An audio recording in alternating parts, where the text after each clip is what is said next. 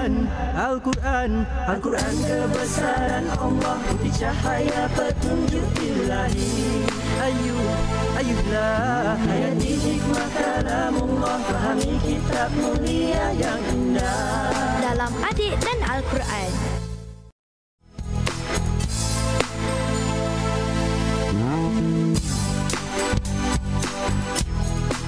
Hai Fatimah, kawan-kawan nak tahu tak? Rasulullah sallallahu alaihi wasallam menikahi Saudah kerana kebaikan dan sifat kasih sayang baginda.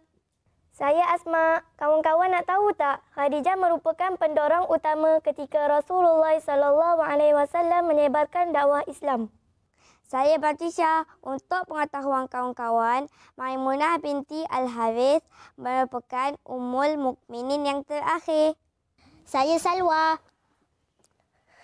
Untuk pengetahuan kawan-kawan, Aisyah binti Abu Bakar adalah wanita yang dibersihkan namanya dari langit ketujuh. Saya Iman. Kawan-kawan nak tahu tak? Juwairiyah adalah antara isteri Rasulullah yang sangat cantik. Saya Insyirah. Rupa-rupanya Khadijah binti Huwailid adalah wanita pertama yang meluk Islam. Assalamualaikum warahmatullahi wabarakatuh. Waalaikumsalam, Ustaz. Alhamdulillah wassalatu wassalamu ala Rasulillah. Kita bertemu untuk sekian kalinya dalam rancangan Adik dan Al-Quran. Ya, dan Al-Quran. Dan Al-Quran yang kita nak baca seperti biasa, surah apa adik-adik semua? Ali Imran. Ali Imran. Keluarga Ali Imran. Mari kita membaca ayat 16 hingga 17 sebelum kita huraikan tajuknya secara spesifik. Siapa yang nak baca sebut Iman? Iman. Ya, maknanya Iman lah yang Ustaz pilih untuk baca hari ini. Kita dengarkan bacaan daripada Iman. Silakan Iman, ayat 16 hingga 17. Alladzina yaqulun. Silakan. A'udzu billahi minasy syaithanir rajim. Bismillahirrahmanirrahim. Alladzina yaquluna rabbana innana amanna faghfir lana dhunubana wa qina adzabannar. As-sabirina was-sadiqina wal-mufiqina wal-mustaghfirina bil-ashar. Okey, bagaimana adik-adik yang lain semua? Hafal tak? Hafal. Hafaz tak? Hafal. Okey, hafaz. Kalau hafaz, mari kita bacakan bersama-sama dengan penuh bersemangat. 1, 2, mula. A'udzu billahi minasy syaithanir rajim. Bismillahirrahmanirrahim.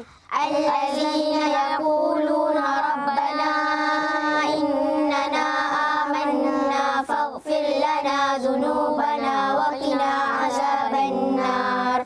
As-sabirina was-sadiqina wal-qanitina wal-munfiqina wal-mustaghfirina bil-ashar. Ya. Ayat-ayat yang kita bacakan tadi, Ustaz nak tegur sedikit dari sudut mad munfasilnya. Ataupun ada orang sebut mad jaiz munfasil pada Rabbana. Tu ramai dah panjang. Innana satu lagi. Innana amanna faghfir lana. Semua. Alladzina yaquluna rabbana innana amanna faghfir lana. Okey, cukup ya. So, kat dalam Al-Quran kita, kalau tuan-tuan dah perhatikan dekat skrin tadi, dia ada tanda panjangnya. Tanda mat. Alah, yang macam cacing kerawit tu. Itu tanda mat tu sebenarnya. Bila ada nampak tanda panjang itu, kita kena panjangkan 4 ataupun 5 harakat. Jelas tak? Jelas. Okey, moga-moga lepas ni kita boleh menghafal sekali dengan tajwid. Okey, tajuk yang kita akan bicarakan pada ayat yang kita telah bacakan tadi pada hari ini ialah ciri-ciri orang bertakwa. Sebut. Ciri-ciri orang bertakwa. Kalau sebelum ini kita tahu orang bertakwa ni balasannya syurga. Tapi hari ini kita nak cek, ada tak ciri-ciri orang bertakwa tu ada pada kita. Di sini disebutkan, Ustaz sebutkan dahulu dan senaraikan. Yang pertama, ciri orang yang bertakwa yang boleh masuk syurga insya-Allah. Yang pertama, bersabar. Apa dia? Bersabar. Yang kedua, benar. Benar. Ikut ya. Yang ketiga, taat perintah Allah. Taat perintah Allah. Keempat, membelanjakan harta di jalan Allah. Membelanjakan harta di jalan Allah. Orang yang beristighfar di waktu subuh. Orang yang beristighfar di waktu subuh. Ini antara benda yang penting, 5 perkara yang disenaraikan sini, ciri orang yang bertakwa. Kita akan huraikan lagi bagaimanakah cerita-cerita di sebalik 5 perkara orang-orang yang bertakwa yang melayakkan diri dia masuk ke dalam syurga, dan kita akan buat checklist nanti insya-Allah pada diri kita. Jangan ke mana-mana, terus setia bersama kami Tullabi dalam rancangan Adik Dan Al-Quran. Alhamdulillah. Alhamdulillah, moga-moga kita termasuk di antara ciri-ciri orang yang bertakwa. Kita kembali dalam rancangan Adik Dan Al-Quran. Tullabi. Naam. Orang yang bertakwa tadi Ustaz dah sebut, yang pertama dia bersabar. Moga-moga kita boleh bersabar, dan sabar ni memang teruji ketika mana kita sukar. Tekankan, pendamkan perasaan ketika mana nak marah tu, insya-Allah termasuk dalam ciri orang yang bertakwa. Termasuklah sabar dalam menjalankan perintah Allah, sabar dalam meninggalkan maksiat, dan sabar ketika mana ditimpa musibah. Begitu juga kisah benar. Benar ni Ustaz ada satu cerita bagaimana Syekh Abdul Qadir Al-Jailani. Dia ni seorang ulama yang tersohor. Ketika mana usia 18 tahun dia pergi ke Basrah. Pergi ke mana? Basrah. Pergi ke Basrah untuk menuntut ilmu. Umur 18 tahun, mak dia pesan kau mesti bercakap benar. Ini ciri orang bertakwa ni. Apabila dia tengah jalan, tiba-tiba datang perompak untuk merompak dia. Tiba-tiba Abdul Qadir Al-Jailani, Syekh ni, dia kata, saya hanya ada 40 dirham, wahai perompak. Perompak tu kata, kenapa kau tiba-tiba mengaku, aku tak tanya pun. Dia kata, memang ada. Dicek betul-betul kat dalam poket dia, memang betul-betul 40 dirham. Maka perompak tu hasil daripada kejujuran dan kebenaran Syekh Abdul Qadir Jalani. Dia pun insaf dan tak jadi perompak. Benar juga merupakan ciri orang-orang yang bertakwa. Begitu juga orang-orang yang bersedekah. Sebagai contoh Abdul Rahman bin Auf. Seperti mana yang Ustaz ceritakan dahulu. Abdul Rahman bin Auf ni, ketika mana nak wafatnya, dia mewasiatkan 50,000 dinar. Berapa? 50,000 dinar. Sangat banyak kepada orang-orang, termasuklah ahli-ahli Badar dan manusia-manusia yang lebihnya. Setiap seorang akan dapat 400 dinar. Termasuk orang yang kaya pun terpaksa menerimanya, iaitu Osman bin Affan. Dan Osman kata, harta orang yang berkat ni elok dimakan. Ni'mal malu salih lirrajulun salih. Sebaik-baik harta yang soleh untuk orang-orang yang soleh, dan hartanya baik untuk diberi makan. Begitu jugalah dengan sifat-sifat yang lain. Beristighfar pada waktu subuh, berqiyamul lail, seperti mana Nabi bangun tengah-tengah malam ketika mana nak menjelang subuh, berdoa, beristighfar. Macam mana istighfar? Ikut Ustaz sama-sama. Astaghfirullahalazim. Kuat. Astaghfirullahalazim. Alladzi la ilaha illa huwal hayyul qayyum wa atubu ilaih. Begitu juga benar dan sentiasa taatkan Allah. Ustaz ada sedikit aktiviti, jom kita saksikan dan bersama-sama menghayati aktiviti ini. Ya, aktivitinya kita akan meminta 2 orang sebagai wakil, kononnya kita-kita dekat rumah, begitu juga dekat studio. Ustaz nak pilih Iman dan Fatimah. Silakan. Ke hadapan. Pandang ke sana, duduk di tengah di antara kedua tiang ini. Okey. Senang saja bila Ustaz bersoal, kalau anda ada buat, anda 1 step ke hadapan. Dan kalau anda tidak melakukannya, anda akan 1 step ke belakang. Jelas? Jelas. Okey, soalan pertama. Ada tak minggu ini Fatimah dan Iman, mereka ni mewakili kita ya tuan-tuan, beristighfar pada waktu subuh dan menitiskan air mata? Kalau ada 1 step ke depan, tak ada 1 step ke belakang. Bergerak? Okey. Ada tak minggu ini Fatimah dan Iman mewakili kita semua sedekah atas daripada RM5? Kalau ada 1 step ke depan, kalau tak ada 1 step ke belakang. Soalan seterusnya, pada minggu ini ada tak Iman dengan Fatimah secara sukarela dan penuh keinsafan dan taatkan kepada Allah berpuasa sunat? Bukan puasa qada, tapi kalau ada puasa sunat 1 step ke depan, tak ada 1 step ke belakang. Sila.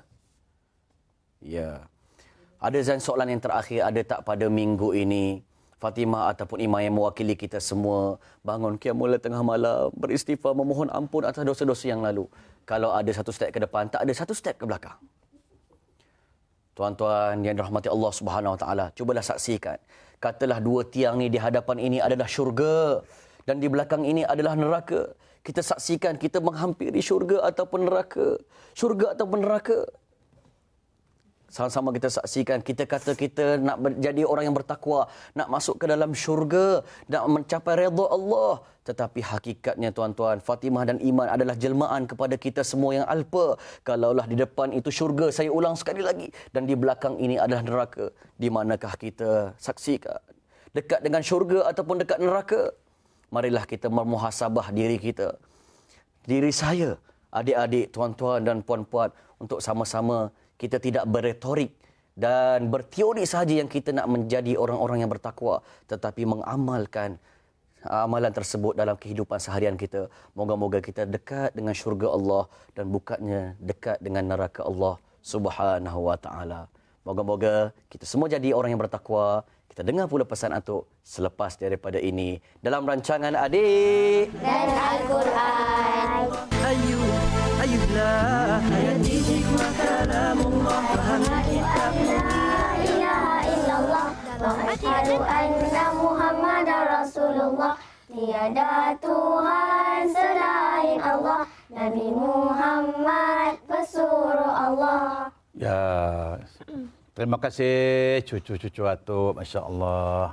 Cucu Atuk dalam studio, cantik-cantik, lawa-lawa. Apa khabar semua? Alhamdulillah. Bagaimana cucu Atuk depan sana? InsyaAllah mudah-mudahan kita sentiasa dikurniakan Allah nikmat kesihatan, nikmat keselamatan. Betul tak? Betul. Ya, jadi kita terima kasih kepada Ustaz Zamri yang telah pun membaca Al-Quran.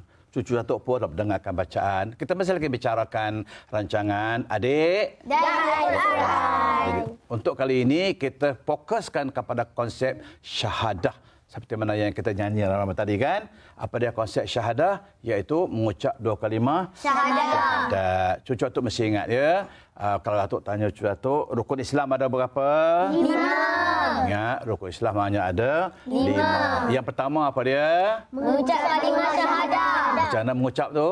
Asyhadu an la ilaha illallah wa asyhadu anna Muhammadar Rasulullah. Itu mengatakan syahadatain. Ya, bila mana kita nak masuk Islam, kita nak jadi orang Islam, mesti kita kena apa? Mengucap kena kalimah syahadah. Iaitu asyhadu an la ilaha illallah wa asyhadu anna Muhammadar Rasulullah. Tapi Atuk heranlah, Atuk heran ni.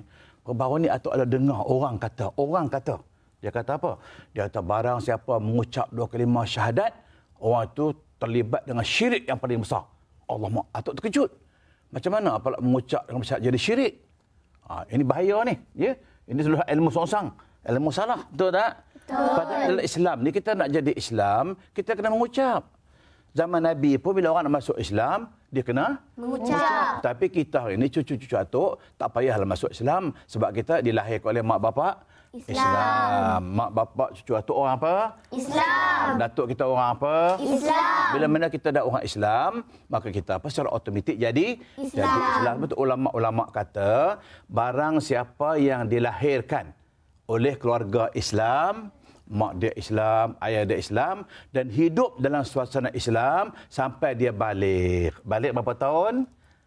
12. Besar kan? Bila sampai 12 tahun, maka dia secara automatik dia sebagai orang Islam. Tak payah mengucap dua kalimah syahadat. Tetapi kalau ada orang yang bukan Islam ataupun orang Islam, dibesarkan oleh keluarga bukan Islam. Mungkin orang Melayu, dia banak-banak orang bukan Islam ambil dia.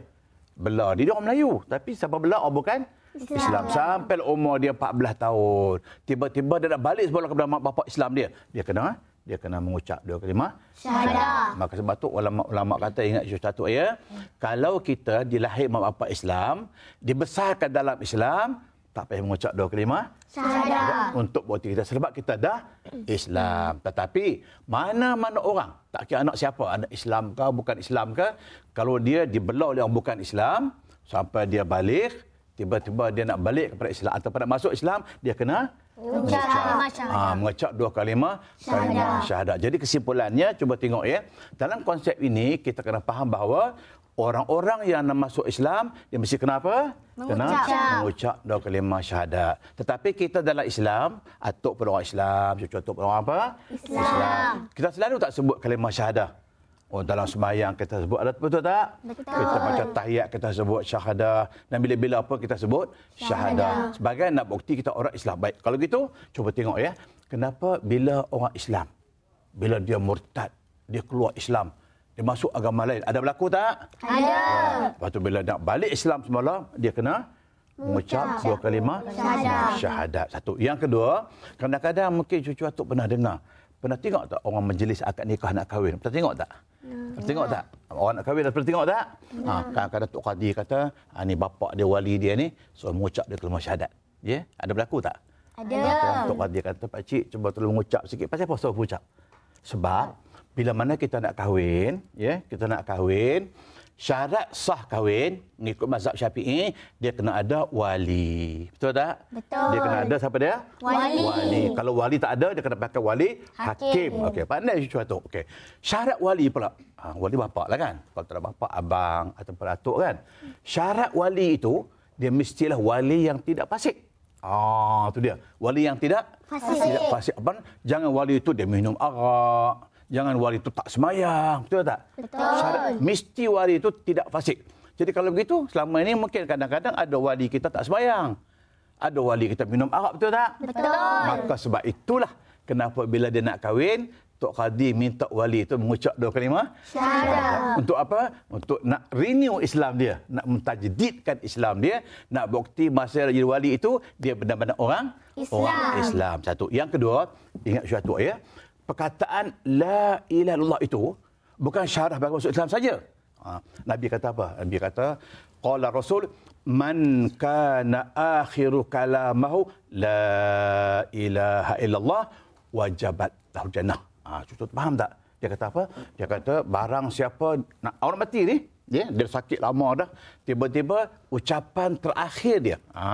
Tiba-tiba kata-kata yang terakhir dia boleh kata La ilaha illallah, dia pun mati. Maka Nabi kata wajib dia masuk syurga. Tapi kadang-kadang ada orang mati senyap kan? Tak kata apa pun. Itu satu. Mana kita kena kata orang yang nak mati sebab tu dibisikkan. Bisik apa? Bila nak mati kita kata apa? La ilaha illallah. Atuk, Ya. bukankah kalau orang yang mati tu sebelum dia nak mati dia kena mengucap? Bukan dia kena mengucap. Kita minta dia mengucap kalau boleh. Betul kita cucu ingat dia. Kalau besok ni kalau ayah kita, mak kita, atuk kita sudah kena mati, apa kita kena kata? Nabi kata laqinu mautakum la ilaha illallah sahaja. Faham tak? Jadi kita kata apa? Pergi ke telinga dia. Mungkin mak kita, ayah kita besok pergi ke telinga dia. La ilaha illallah sahaja. Jangan cakap asyhadu tak payah. Asyhadu tak payah. Wa anna Allah tak payah. Kita kena kata apa? La ilaha illallah. Itu saja bisik telinga dia. Jangan pula pergi atuk pasal atuk ni kadang-kadang bila orang nak mati, dia kata ayah mengucap. Mak mengucap. Bukan suruh dia mengucap. Itu salah kita tu. Ya? Bukan suruh mengucap, tapi kita kata apa? Ingat cucu atuk. Apa pesan atuk? Bila orang nak mati kita kata apa? La ilaha illallah. Pergi telinga dia, la ilaha illallah. Sebab kalau dia boleh ikut kata, tiba-tiba dia pun kata la ilaha illallah, maka dia pasti akan masuk syurga. Yakinlah kita sebab dia mati dalam Islam. InsyaAllah itu pesan Datuk ya. Ingat ya. Okey, kalau begitu insyaAllah mudah-mudahan kita bertemu lagi di rancangan-rancangan yang akan datang dalam rancangan Adik Dan Al-Quran. Oleh itu, ma'assalamah. Sekian. Wassalamualaikum warahmatullahi wabarakatuh.